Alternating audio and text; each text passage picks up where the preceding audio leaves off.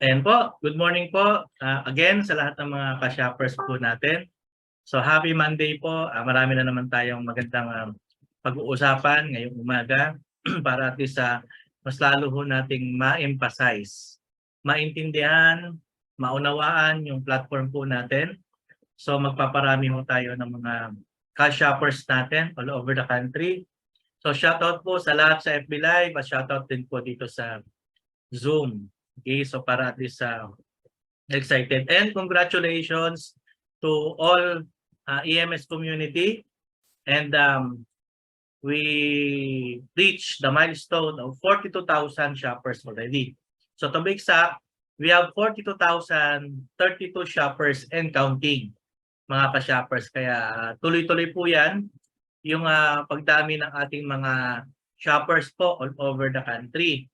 At the same time, pati yung mga merchant store natin, so we have already more than 1,100 plus and counting na mga merchant stores po natin, mga ka-shoppers. Kaya we're so excited and we're so happy na maibalita sa inyo, maipaglingkod po sa inyo, sa lahat ng mga ka-shoppers natin, yung mga magagandang nangyayari sa atin dito kay EMS. So let's continue. Ngayon, ang maganda sa topic na pag-usapan po natin. Gusto ko may kwento sa inyo yung revolutions, mga ka-shoppers, ng for the welfare of the convenience of the consumers. Okay?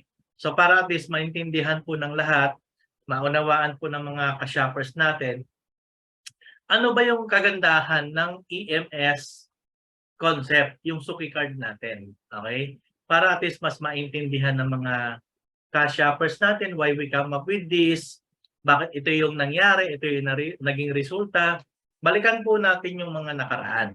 Okay? Yung mga nakaraan po kasi, meron kasi when I was involved with the company since 2001 po yun eh. I've been with the red tag card. So yung red tag card po, binebenta po namin ng 3,500 pesos yung red tag card. Tapos, on that red tag card na yan, so ang ginagawa po ng marketing team ng company,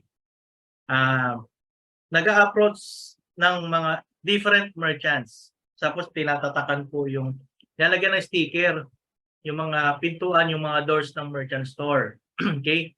Nakalagay doon, red tag honored here. So, red tag accepted here. Okay? It's a discount card na pag pumunta ka doon, you will get certain discount. Ganun ang style nun eh. So, pag bumibili ka doon, magkakaroon ka ng 5% discount, 10% discount. So, yun po yung nangyari po doon that time. So, siyempre, along the way, marami na rin mga privilege card or discount card na mga na-offer. So, hanggang sa dumami na po yung nag-develop ng mga discount card. Kaya lang, at the end of the day, so kami, we need to sell the card for us to earn as an agent. So every time na nagbebenta kami ng mga card, doon kasi nagsimula yung discount card eh.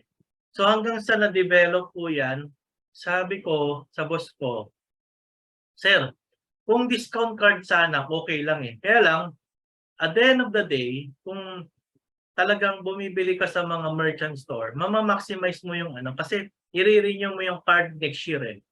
So you need to maximize the card. Kailangan talaga nagpupunta ka sa mga participating merchant store, something like that. But at the end of the day, kung kukumputin mo siya, malaki yung natipid mo doon sa gastos na binibili natin. So kaya lang, ang kumikita lang po doon yung agent, yung company. Pero yung company, one time lang yung profit. We just creating the community na gagamit ng card na every time bibili ka doon, kikita ka. So the company is only earning every year doon sa renewal ng card. Something like that. Tapos, nagkaroon pa ng yung online advertisement. Ano po yung online advertisement? Yung promotion. Okay? So, mag-ads ka, magpe-place ka ng ads sa kanila, then you pay the durations of time para ma-promote yung business. So marami na po talagang mga innovations at the same time. Tapos, way back 2002, yan. Sabi ko, mas maganda kung may convert natin into points. Yun yung istorya po mga ka-shoppers. So, sabi ko, gawa tayo ng isang Suki card, isang reward card na magnetic strip. So card yun eh, ibebenta natin yung card. Yun yung history nun. Tapos sabi ko, pag instead of giving a discount, i-convert natin sa points. Na yung points na yon pwedeng gamitin sa pagbili o kaya in exchange of item. Doon kasi nabuo yun eh, 2001, 2002 mga ka-shoppers eh. So, sabi ko, ang ganda ng idea. So, siyempre, kumakausap na kami ng iba't ibang mga merchant, nag-ship kami into a loyalty card, into a reward card, instead of discount card.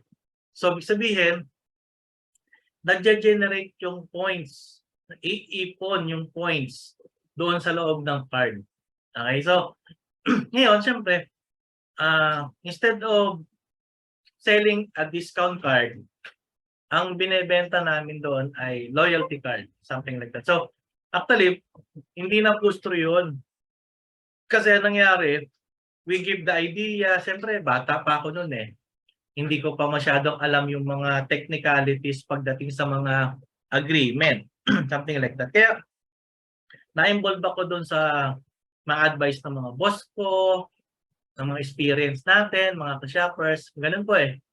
Hanggang sa siyempre ako, thinker ako, developer, researcher, yan, mga ganyan. So, speaker din ako, nasa training department din. So, talagang wide learner ako, wide researcher ako, yung team natin. So, ganun po mga ka-shoppers ang nangyari. Ngayon, siyempre, kakasuggest, marami kami mga team na nagde-develop hanggang sa tinuloy ko. So nagkaroon kami ng idea na advertisement na companies. So ipo-promote yung iba't ibang mga businesses so, sa ganon. Kaya siyempre, na-develop na ng develop. Kaya lang siyempre wala kaming makinarya. Wala kaming funds to operate. Hanggang sa na-involve na ako sa operations ng mga boss ko, sa accounting, sa IT, sa legal, at saka sa operations ng company. So doon ako natuto, doon ako nagkaroon ng experience mga ka-shoppers. Yan. So tapos sabi ko nga, nung ibebenta namin yung idea, so selling the card, ang benta dapat ng card namin 700 pesos that time. So yung 700 pesos na yon that time, may profit sharing doon eh. Yung 200 mapupunta sa amin.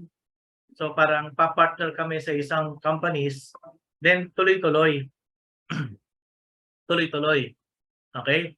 So, ngayon, ang tuloy-tuloy na nangyari sa ganon, nung sinasuggest namin yung idea, hindi namin alam, itong kadil namin ay hindi pala matutuloy yung partnership namin. And then sabi namin magagamit sana sa iba't ibang mga store yun eh. Hanggang sa to the point na nilaunch na nga yung mga iba't ibang Suki card. Nagkalat na yung idea. So parang kami nalungkot, hindi pala kasi kasama sa project. So anong nangyari, tuloy-tuloy yun na-develop, tuloy-tuloy yun na in-implement, hanggang sa nagamit na ng mga iba't ibang platform. Andiyan ang mga gasoline station, mga supermarket, mga mall, mga food chain. Naglabas na sila ng kanya-kanya nilang Suki card. Di ba? So binebenta yung Suki card ng 150, ng 200, ng 100, ng 50 pesos just to attract the customer. So, ibig sabihin, Suki card, loyalty. Iba naman ang ginawa, nagbenta sila ng membership card or privilege card. Okay? So, pag pumunta ka sa place nila, so once you pay the privilege card or membership card kung tawagin, 1,000 pesos na yung iba dyan eh. Di ba? So, ngayon, Pagpunta mo doon, libre ka ng parking. O kung ilang beses ka pumupunta, privilege mo yun sa kanila. O kaya, pag bumibili ka ng items, you get some items. So, you will bring the items para magkaroon ka. So, maraming na-develop, maraming na-improve, something like that. So, hanggang sa yung loyalty card, yung Suki card industry, lumawak worldwide, globally. So, marami mga Suki card, everything, lahat-lahat po talaga. Kaya, yun yung nangyari. Doon siya na improve. So nagkaroon siya ng continuous evolution sa mga ka-shoppers. Tuloy-tuloy po. Ngayon, ang exciting diyan sa part na yan, ang maganda diyan sa program na yan. So, nagkaroon ng mga e-commerce, mga online shopping. So, ibig sabihin, yung e-commerce na yan, na-develop diyan si Sulit.com sa advertising, magpe-place ka. Ay, sikat pa nga doon unang-una si Friendster bago si Facebook Ngayon, ang nangyari, so marami pong mga website na nagpo-promote, na nag-advertise. Hanggang sa na-launch na si Facebook. So si Facebook naman po ay online advertising. Social media siya, connecting. So lumaki yung social media platform, something like that. Tapos si Sulit.com naman ay more on advertisement lang siya. Kaya lang, syempre, ang nangyari kasi doon kay Sulit.com, so syempre, since online siya, nagbebenta siya online ng mga produkto. Pero hindi sa kanyang produkto, yung advertiser. So, ibig sabihin, may dealing ng sales ng product ng advertiser at saka yung client. Ganon. So, nagbayad lang naman ng subscription fee.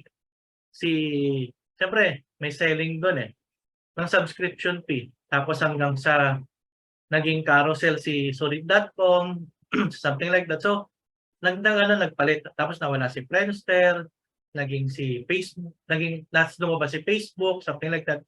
Mas improve pa. So, lumaki na lumaki. So, marami mga platform talaga na nade-develop, na-i-improve. Tapos, kami naman, gumawa kami ng simula 2007, nakakuha ko ng isang formula ng isang computations sa isang compensation plan. So, nung napag-aralan ko yung sa Excel files, doon ko na siya in Excel. So, ibig sabihin, in-enhance. Doon ko nakuha yung mga tamang formula, something like that. Sabi ko, ituloy ko yung Suki card. So, nire-launch ko po yung Suki card concept 2009. Yan. So meron pa nga kaming mga parang ginawa pa namin that time yung calling card. Yan. Calling card, tapos brochure, printing company yun So we created a calling card, tapos a printing, a brochure, a marketing tools, gano'n. So may mga ka-team akong nakasama that time.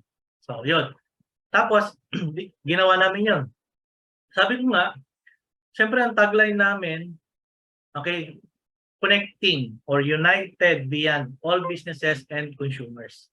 So andun na yung idea, Actually, wala pa si Lazada, wala pa si Shopee that time. So when we started 2009, ang nagsisikatan na business doon, loading business. So may mga universal loading doon gamit yung modem, okay, na i-connect si Smart, si GlobeSan in one device. So pinoprogram yon. Okay? So, yun yung nangyari. So, siyempre, paano natin may load? Magkaiba nga si Smart at si Globe. Yun na yung naging idea doon Paano mapagsasama-sama? Yun. So, marami mga idea na-introduce that time. Tapos, siyempre, along the way, so yun yung nangyari, sinishare ko sa inyo yung evolutions. Okay. Hanggang sa to the point na nilaunch namin yung advertising. Kumuha kami ng online website, you place your ads, pero ang ginawa namin with a referral program. Siyempre, mga networker tayo.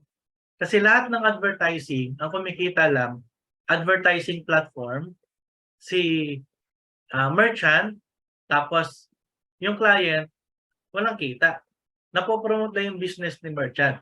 Pero the customer itself na bumili, walang income. So, doon na namin na-discover na sabi ko, pwede palang kumita ang consumer. Ganun na nangyari. Hanggang sa dumating sa point na 2011, I encounter GCash. So nag-start kami kay GCash that time. So nag-team partner namin si GCash. So we have a personalized card. Na yung card, gagamitin mong mode of payment papunta naman doon sa customer, sa merchant. Si merchant tatanggap. Hindi pa kilala po si GCash that time. So partner po namin si GCash. So ganun kalaki, ganun na-develop. Kaya lang, siyempre, ang problema namin, collection sa merchant. Collections. Kasi siyempre, pag nagbayad si customer kay merchant, merchant receive the payment. Then, ibibill po namin si merchant ng percentage. Halimbawa, napag-usapan 3%, okay, tapos 5%, something like that. Ganon. So, ang problema, since magnetic strip, since ATM card yung ginagamit na pambili ni customer kay merchant, something like that. Ang problema, hindi lahat ng merchant store po may swiper. Okay? So walang walang paggagamitan kasi ang pwede lang magamit yung mga supermarket, yung mga convenience store, mga grocery na merong swiper. Yung may terminal na pwedeng magamit. So may problema kami that time. Hindi lahat ng store maging merchant namin, something like that. So, to cut the story short, naputol din po yun. Okay, so continuous kami noon hanggang 2016. So hanggang sa naputol, in short. Kumbaga parang ang daming loopholes, ang daming mga problema. Paano ba mai-implement ito? Siyempre, dumidevelop. Tapos, 2012 po, nilaunch si Lazada that time. So siyempre kami, hindi lang namin binabaliwala kasi online. Hindi pa naman masyadong kilala si Lazada that time. So parang hindi lang namin pinansin si Lazada. Online shopping, something like that. Eh kami naman, advertising din yon. So ang direction talaga namin, kumita ang consumer. So hindi lang yung merchant, yung store owner ang kumita o yung nag-promote ng product o nag-advertise. Tapos lumabas na yung dropshipping concept. Yan. So mga affiliate marketing, something like that. So merong isang platform kagaya ni Shopee, tapos ni Lazada, online store sila. Then magpe-place ka ng product, tapos gano'n na hanggang sa na-develop na, hanggang sa marami ng platform na lumabas ng dropshipping. So they have their own product, something like that. Pero yung concept ni Lazada at saka ni Shopee, na nandun lahat, we cater everything. Ang ganda ng concept eh. Kaya lang, wala pa rin kinikita ang mga consumer po doon. Hindi pa rin consumers ang kumikita. The seller pa rin. Yung reseller, yung merchant, yung store. Yung pa rin yun mga ka-shoppers. Ngayon, ang nangyari po doon, since ganun yung concept, sabi ko, talagang kailangan natin maituloy yung concept kagaya ni EMS. Hanggang sa, inikot namin ulit. So hanggang sa may technology na, something like that. And then, 2016, inilaunch naman po si True Money. True Money. So, ino-offeran kami na True Money yung maging partner namin. Kaya lang hindi ho natuloy. So, hindi rin natuloy yun mga ka-shoppers, something like that. Okay. So, kaya, and then marami ng mga technology, okay, na nadidevelop. Hanggang sa si Paymaya, nagbago ng pangalan, naging Maya. Mas maraming dis. Tapos, sumikat po yung mga delivery system. Andyan si Lalamove. Tapos, na-introduce din. Lumabas naman si Angkas. Lumabas si Foodpanda. Tapos, lumabas si Grab Food. Marami po eh. Sa transportation, si Uber nga yan. Tsaka si Grab Food, dalawa eh. Ngayon, Grab na lang si Uber kasi Western country siya. So si Grab ang nag-dominate sa Asian. Yan ang nangyari. So maraming na-develop po talaga ng mga sukikat. Tapos marami kami nakakausap ng mga merchant store, yung mga malalaking grocery, nagpapagawa sila ng system ng Suki card. So, kino-connect doon sa system, tapos yung card, you present, then you get points. Personal lang po yung points na yun. Ganon. Ngayon, siyempre, ang gusto nga nating mangyari, magkaroon ng kita ang consumer. Tapos, ito na nga, 2018, nag-usap-usap kami. Sabi ko, i-relaunch natin, buuin natin. So, 2019, 3 buwan po kami nag-uusap ng mga developer natin. So, kinausap po natin sila at tinanong ko sa kanila, magkano ba budget kakailanganin natin sa server, sa system, para ma-implement yan, sabi ko. So, sabi nga namin, dapat ilo-launch to 2021. Kaya na 2020, nag-pandemic. So, sabi namin, i-develop na natin siya starting ng January ng 2020. So, gumawa kami ng plan, ng forecasting, tapos projections, tapos kinorate namin lahat ng modules namin since 2009. Ano yung mga naging problema, ano yung loopholes, tapos nag-research kami ng mga programming language na gagamitin natin para sa implementations. So, pag nag-massive siya, anong response ng system, anong module ang gagawin natin.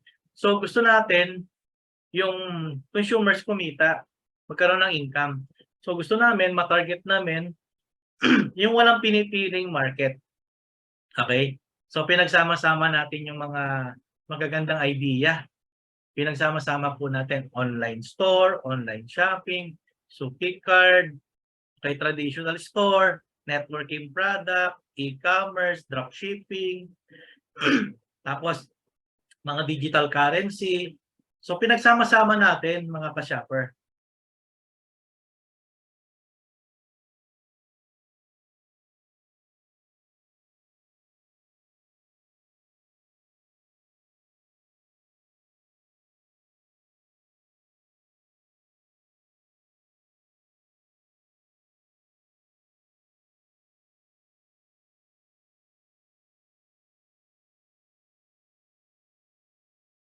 Ayan. So, pinagsama-sama po natin yung magagandang platform kay EMS para magkaroon kayo ng idea. Ngayon, siyempre, nag-iingat na kami. Napaka-meticuloso natin.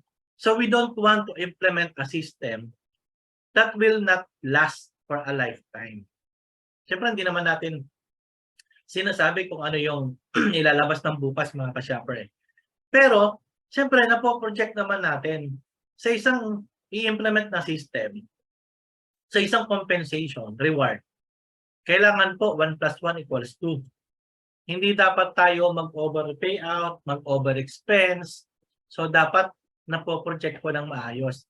May proper budgeting, may proper allocation. So, ganun po siya. Hanggang sa ito na nga, si EMS, na-launch na nga po siya ng 2020. Pandemic that time. So, March 2, nag-first encoding tayo. And then, sabi ko nga, since continuous ang development, nag-prepare kami ng ilang server. So, siyempre, we provide a tools, a development device na gagamitin sa pagko-program ng mga developer natin. At the same time, pag tinetest nila doon, offline kasi yun eh. Sabi ko, dapat may online transactions din. So, we get a development server na ginagamit natin. Tapos, meron din tayong main server. Para yung main server, running siya live. Pero every time meron tayong bagong module na i-implement, okay, doon siya ilo-launch sa dev site. So, meron tayong dev server. So, yung dev server na yon, yun yung gagamitin po natin sa pag-develop ng system. Pag kailangan nang i-try, doon siya massive online din para makita natin yung response ng system. Ganon siya. Hanggang sa dinevelop namin yung merchant portal at the same time shoppers portal. So, dalawa yan.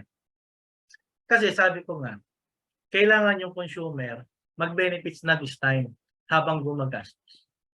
So, dinistruct namin yung lahat ng concept. Pinaganda. Tingnan niyo po andyan yung malalaking mga online store, mga e-commerce, mga dropshipping platform, mga online shopping platform. Okay? Mga wholesaler platform. Marami yan eh. So, ang target nila, may benta yung produkto sa consumer. Kumita yung reseller. Kasi sabi nga nila, mag-affiliate ka. Gawa ka ng online store. Kami na bahala sa product. Kami na bahala sa warehouse. So tapos, ikaw naman, ang kailangan mo lang, mag-promote ka lang, magbenta ka lang. Kaya nga, merong mga influencer eh. May mga affiliate marketer. Si TikTok, ganun din. May ano ka lang, gawa ka lang ng TikTok shop. Tapos, pag may TikTok account ka na, marami kang followers, viewers, then you can sell the product. So, hindi ka magpapak, hindi ka magdi-deliver, yung product owner. Pero kikita ka, kasi dropshipping yon. Ngayon, kung makikita nyo po yung concept ni EMS, yung kita sa gastos mo at saka sa gastos ng iba, na ang pinag-uusapan, yung gastos, hindi yung hindi yung kikita ka sa gastos mo kasi may mga idea din na dito kikita ka sa gastos mo, sa gastos ng iba. Kaya lang, to connect everything, to connect all types of businesses, hindi ganun yung business model. Kasi marami mga kooperatiba na may dividend yearly, papamember ka, tapos yearly may kita ka doon sa business na itatayo ng kooperatiba. Kasi ganun yun eh. Tapos tatayo sila ng sarili nilang business, tapos tatangkilik ka ng mga membro, yung kikitain, divided. Ganun kasi ang concept ng kooperatiba. Meron naman mga MLM companies nag-transition to dropshipping companies. So online store din sila. Okay? So kaya lang, limited lang din sa product. May sariling produkto, may sariling kape, may sariling juice, may sariling supplement, may sariling produkto na minamarket. So that signifies competing with other companies. Kasi nga, competitions nga ang business. Ngayon, ang maganda lang sa EMS, tinan nyo ginawa ni Shopee, ni Lazada. Lahat ng produkto welcome sa kanila. Na minamarket nila. Open sila eh. So makikita mo kay Shopee, kay Lazada, or any other shopping platform, lahat ng product nandun pwede. Di ba? Kaya lang wala silang kagaya kay EMS na consumer kumikita itself. Nandun lang sila to generate points. Personal. So, it's just like a Suki card. Diba? Diba? Gumamit ka sa gasoline station, just present the card, okay, sa drugstore, sa convenience store, sa supermarket, diba? Every time you present the card, you will earn points. Personal. Ikaw lang yon, diba? Tapos, pagpunta mo sa kabilang store, iba na naman yung Suki card, iba na naman yung merchant. Sisiba na naman yon, medyo costly na sa part ng customer yon. Whereas si EMS, kung talagang i-analyze mo, very powerful eh. Bakit? You can earn in every spending doon sa mga na-refer mo ng kaibigan mo, kakilala mo, nagagamit ng Suki card natin. Diba? Ngayon, ang maganda, pwede pang makonect sa lahat ng types of businesses, lahat ng traditional businesses, lahat ng online store businesses, e-commerce businesses, networking company businesses, direct selling company businesses, technology businesses, everything. Lahat na lang pwedeng makonect ka EMS. Because this is a Shoppers and Merchant Connect program. So it's a united beyond all businesses and consumers. Siyempre, lahatin mo ng mga businesses, owner, okay, even the employee, the staff, consumers din lahat yan. Diba? Kahit ikaw may-ari ng isang grocery store, ikaw may-ari ng isang bigasan, hindi naman ikaw may-ari ng palengke. So you are spending also from other expenses. Something like that. Ngayon, ang good news kay EMS, yung na-refer mo, nakamag-anak mo, nakakilala mo, nakaibigan mo, kikita ka ng malaki. Bakit? Yung Suki card natin, pwede mo siyang magamit sa lahat ng klaseng merchant store. Ngayon, ito maganda. Kahit po magtataho, Kahit yung sari-sari store, nagtitinda ng barbecue, nagtitinda ng palamig, di ba? Nagtitinda ng merienda, kwek-kwek, fishball, lahat po yun. Even lahat ng klaseng street foods. Okay? Lahat ng klaseng sari-sari store.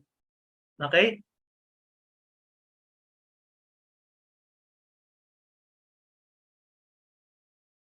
Lahat ng klaseng grocery store, convenience store, lahat ng klaseng canteen, restaurant, gasoline station, hardware, drugstore, okay, bakery, LPG dealer. So, ibig sabihin, yung 42,000 barangay, ilan ang street na merong tindahan? Ilan yung mga may store na kung saan bumibili tayo everyday? Kasi yung malalaki na yan eh. Andyan si SM, si Robinson, si Pure Gold, di ba? Andyan si SNR, andyan yung malalaking supermarket, may kanya-kanyang supermarket all over the country. Kasi meron sariling supermarket ang La Union na malakas doon, meron din ng Bicol, meron din ng something like that. So, ang medyo well-known nationwide, si SM, si Robinson, di ba?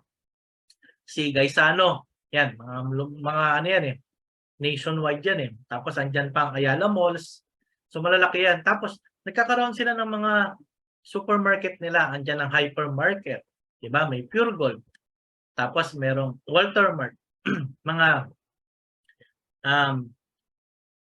mini market in every area. Tapos nung lumabas si 7-Eleven, andun si Alphamart, naglabas si Alphamart. So lumalabas yung mga iba't ibang mga convenience store.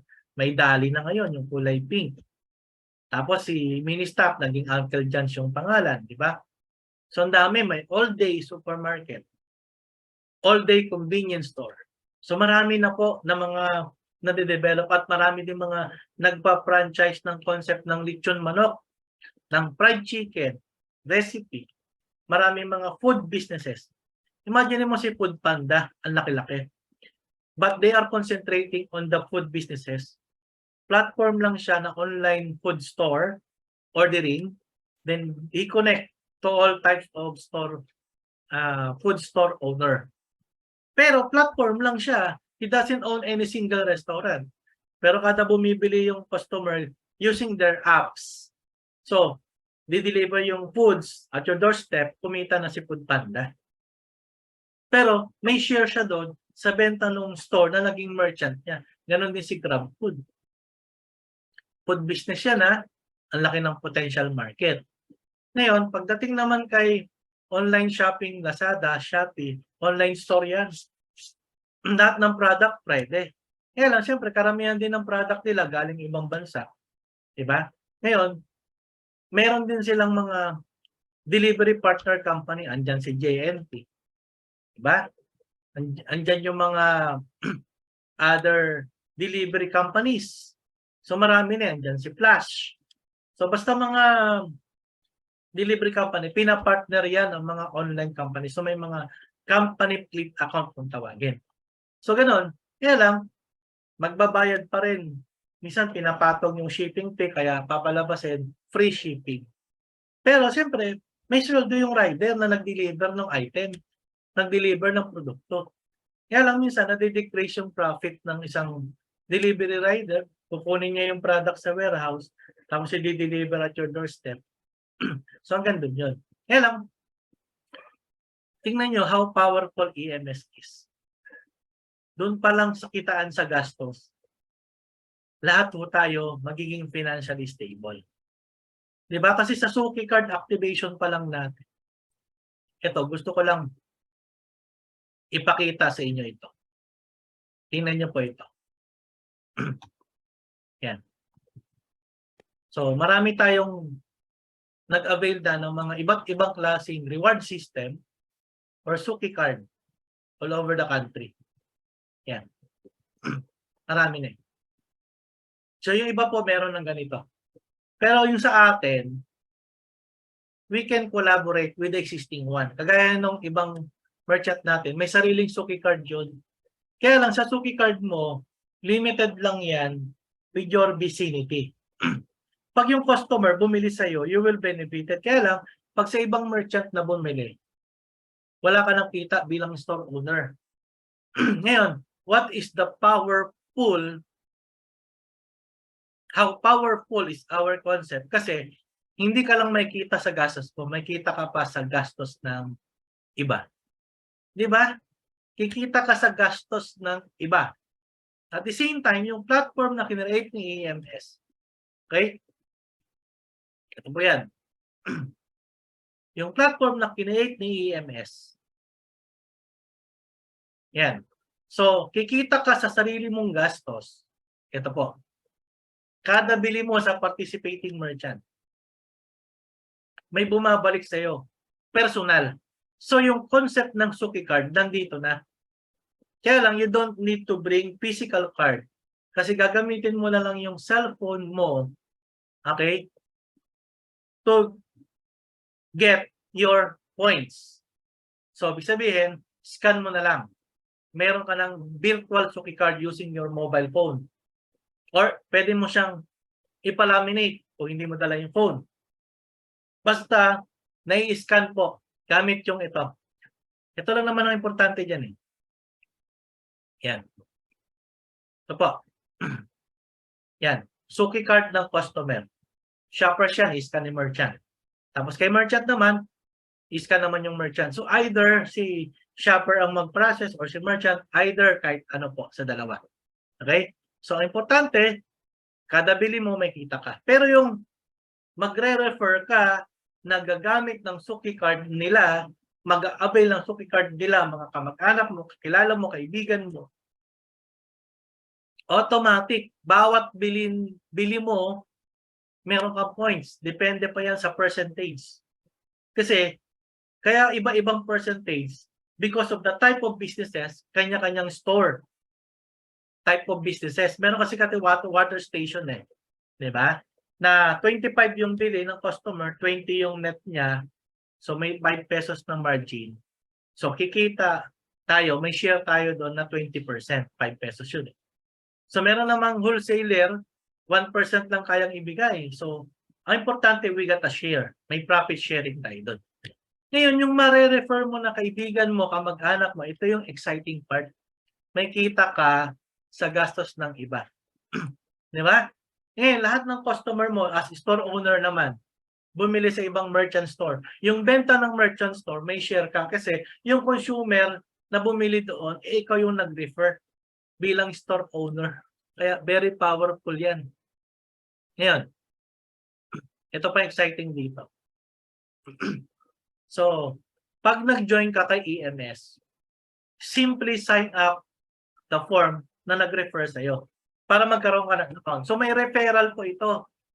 You refer your family, your friends, your neighbor, your kakilala, and then, once you sign up at you refer, meron ka ng community. Kasi sa bawat gastos nila may kita ka. And then, mag-activate ka lang ng Suki card. Ang Suki card natin, 150 pesos. So, this will be, it will be reflected on your dashboard immediately right after you activate.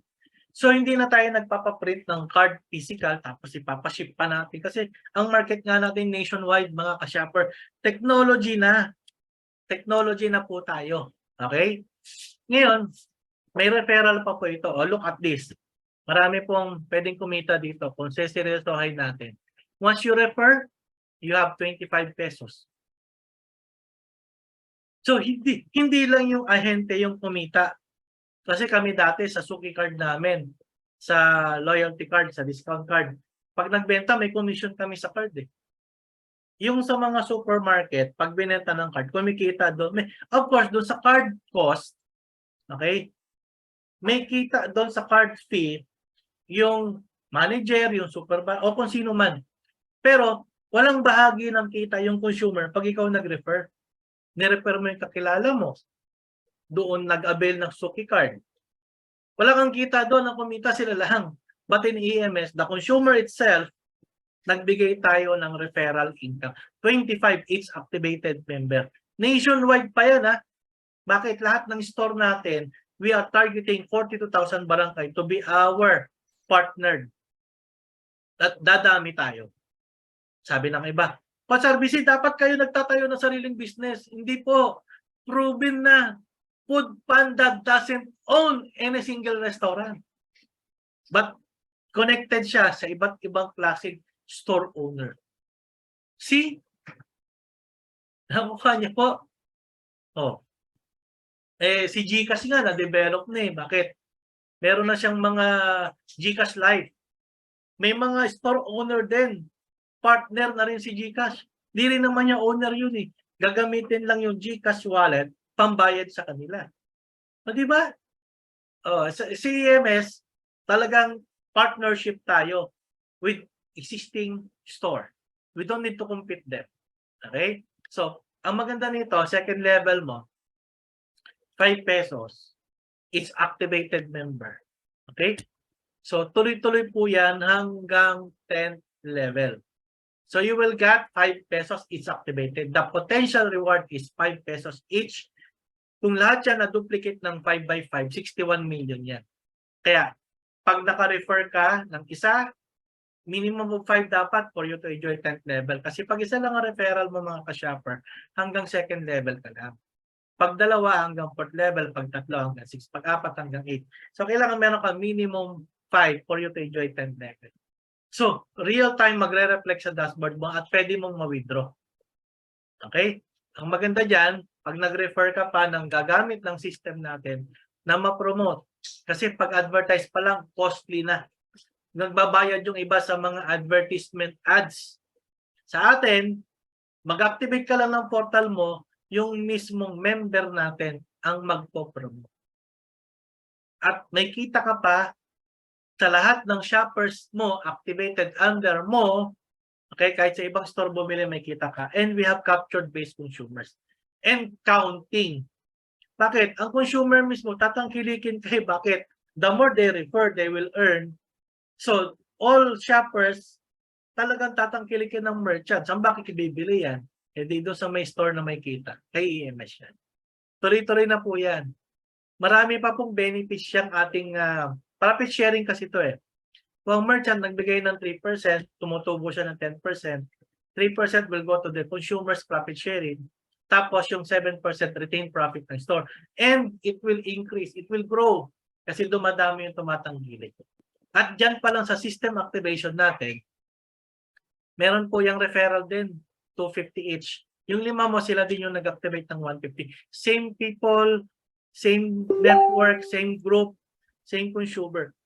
You can earn 250 referral kahit na hindi ikaw nag-activate ng merchant kasi wala ka namang store, shopper ka lang, 150 ka lang, you still get 250. Indirect, 50 pesos, down to 10th level. That is the potential income. Ngayon, ang good news dito, pag nag-refer pa yung shopper, so hindi ka lang kikita sa activation fee, kikita ka mismo sa actual sales ng store.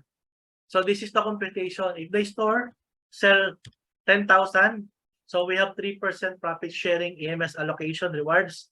So 300 yon. Pero hindi naman 10,000 ang basis. Kung ang binili ni shopper 100, so 3%, 3 pesos yun.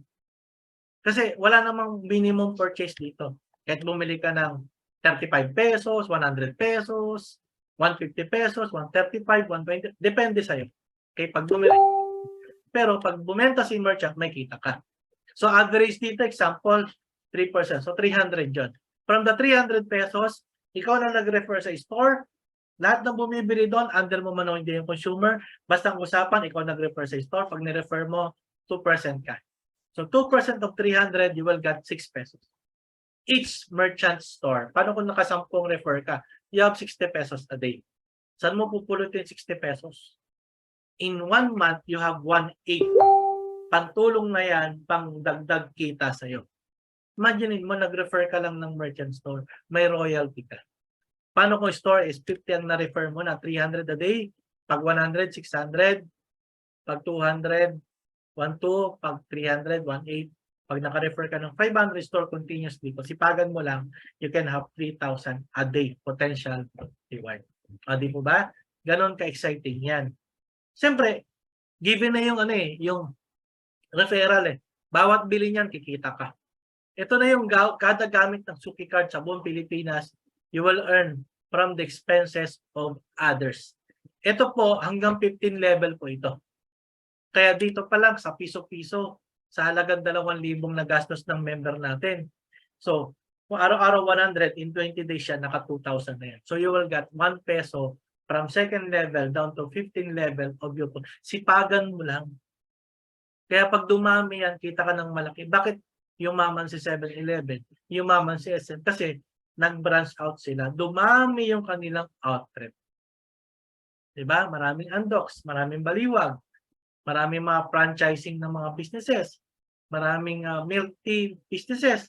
So talaga namang naduduplicate sila. So ikaw naman, ang gagawin mo lang, iduduplicate mo lang yung sarili mo sa kapwa mo consumer. Di ba? May kita ka rin. Actually, kahit sino real estate agent, car agent, di ba, insurance agent, pwede natin silang maging merchant. Para at least may profit sharing, kikita ang consumer bawat nag-a-avail ng services. Di ba? So, income talaga yan, mga ka-shoppers. Hindi lang naman reward na nawi-withdraw. Meron pa tayong incentive points. Yung same group of people, yun pa rin yun. Same purchase, same group of people. May reward ka na nawi-withdraw, may incentive ka pa na pang-redeem. Okay? So, magagamit mo yan sa mga merchant store participating natin. So, mamaya, isa-send namin yung form sa mga merchant store para at least mag-fill up kayo sa form natin para makasama kayo sa Redeem to Merchant. At the same time, meron tayong lifestyle redeem, any item and gadget and appliances, kasama po yung bayad lupa, sasakyan, pwedeng ipang-redeem. At bill settlement. Okay? Lahat ng mga bills mo, pwede yan dito. Okay? Dapat 48 hours before the due date para ma-process. Okay? Kasi wala ka nang ilalabas dito Company magsasettle ng bill mo. What if sumobra sa due date?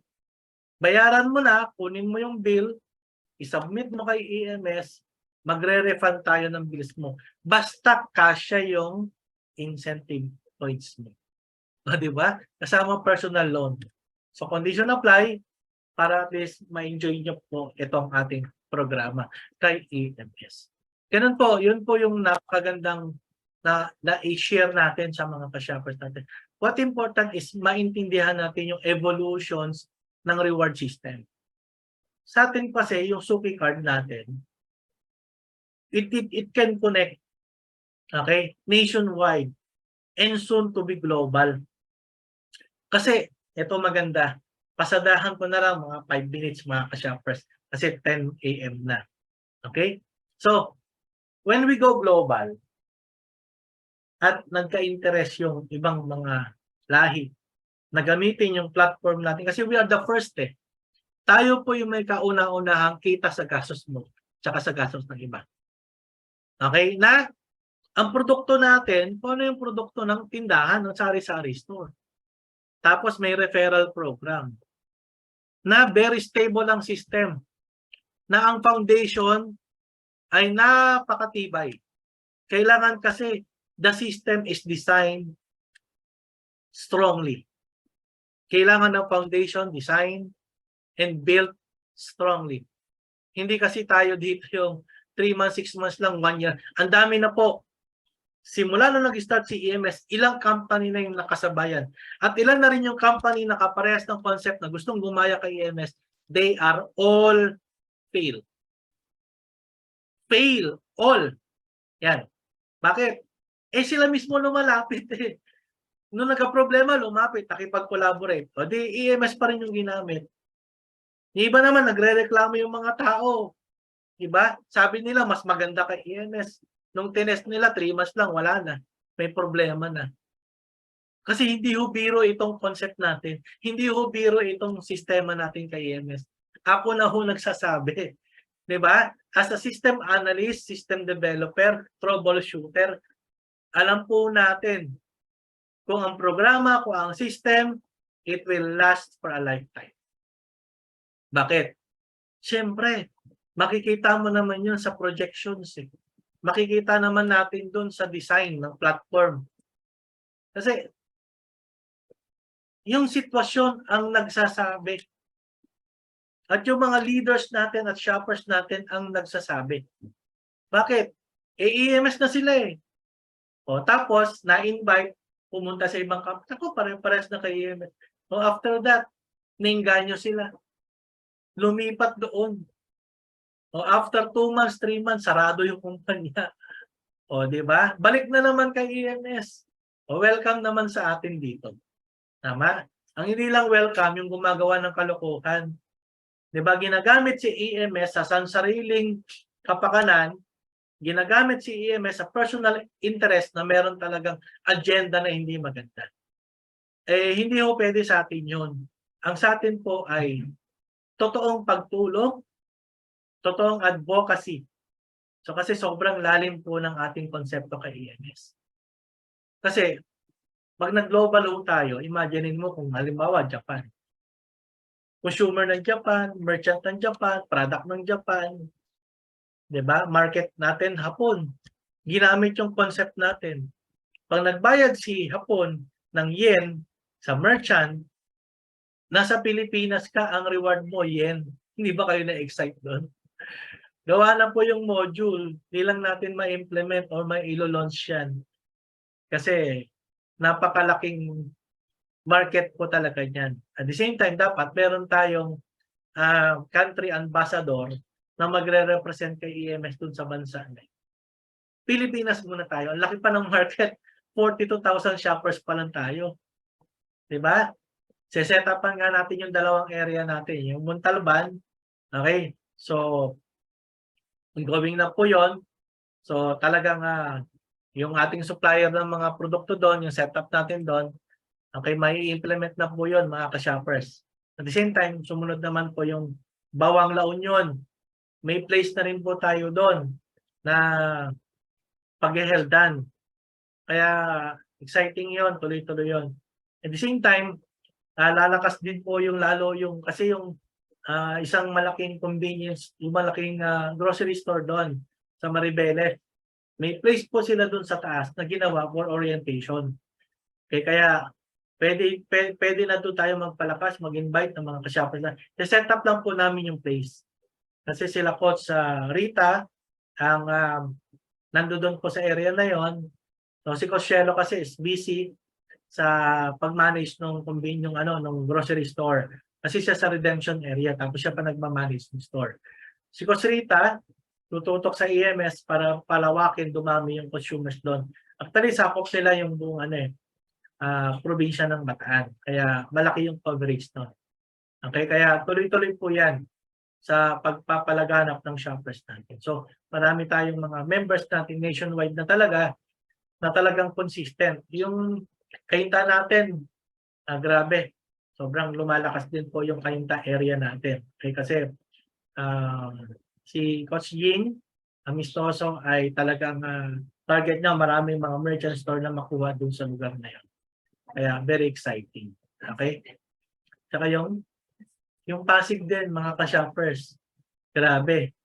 Maganda yung area na nakausap kasi. Ay, grabe. Ano lang, sabi ko nga lang kasi, ayaw ko lang ma-involve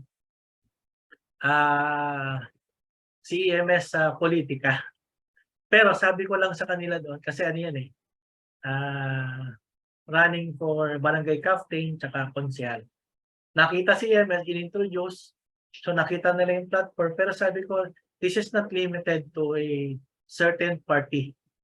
Okay? Basta, if you want to use EMS as one of your livelihood program, welcome naman po kasi wala tong halong politika, mga ka-shoppers. Ang habol natin dito is mapaglingkuran ang mga ka-shoppers natin. Hindi yung partido na ganito, hindi po. Public servant po tayo. Walang political agenda, mga ka-shoppers. At the same time, may i-announce ako sa inyo before the end of this month kasi filing of candidacy na po. October 28 po yata. Para sa barangay elections. Okay, kasi kailangan ang manalo po dito, taong bayan, mga consumer. Makapaghalal po tayo ng mga totoong public servant, mga ka-shoppers. Totoong maglilingkod.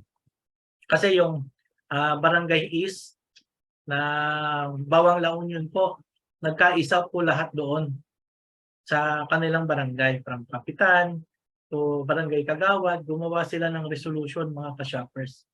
And we are so proud of them kasi nakita nila yung advocacy ng ELS. And then massive ang implementation nila, they encouraging their constituent to be part of the community. Ay grabe, sobrang nakaka-excite. Okay? At the same time, tomorrow we have another presentations via Zoom, virtual lang po. Okay? Sa isang city hall naman ulit. Tapos next schedule namin yung isang provincial capital. Ina-arrange lang po yung schedule. Okay? So, marami na po continuous and congratulations din in advance kay Coach Epic Balispin sa tumatakbo po siyang kagawad eh. Okay? So, ka-advocacy kasi natin siya. Siyempre, pag meron tayong mga ka-shoppers na tinutulungan tayo, kasi sabi niya hindi naman daw siya tumakbo para manalo. Tumakbo po siya kasi gusto niyang may spread yung good news na advocacy na meron si ELS. Kaya pagtulong-tulungan natin. Kaya pag tinulungan talaga tayo, ito ay may palaganap sa bawat nasasakupan. Ako po talagang wala namang political agenda. Pero yun yung mga halal na talagang kailangan natin makatulong. Kasi mahirap po ma-implement yung platform nationwide. 110 million Pilipino ang target natin. So we can get the numbers talaga. So pagtulungan talaga natin ito, mga ka-shoppers. Kaya ganun kaganda yung konsepto natin, ganun kalawak. So dapat natin pagtulungan yung platform po natin dito kay Amy. So salamat po sa Diyos, mga ka-shoppers, sa inyong pagsubaybay. Naway nakatulong itong ating pagbibigay ng impormasyon sa lahat ng mga ka-shoppers natin sa buong Pilipinas. So pagtulong-tulungan po natin to mabahagi para po mas marami tayong makot. So hanggang dyan po tayo sa ating paglilingkod. So see you for our next updates po para sa lahat ng mga shoppers natin. So ito po muli si Coach RBC. So tayo po ay laging magtagumpay din sa Panginoon. Naway ang kanyang kalooban, ang ating masunod, hindi ang ating sariling kalooban. Let's reach more lives. Okay? Para at least mas marami tayong matulungan na maging financially stable po sa platform po natin kay EMX. So naniniwala tayo na ito po ay regalo ng Diyos sa atin. Kaya pagtulong-tulungan natin makamit ang ating financial goal, mga ka-shoppers. So let us fight war against poverty. So this is the solution to solve that poverty.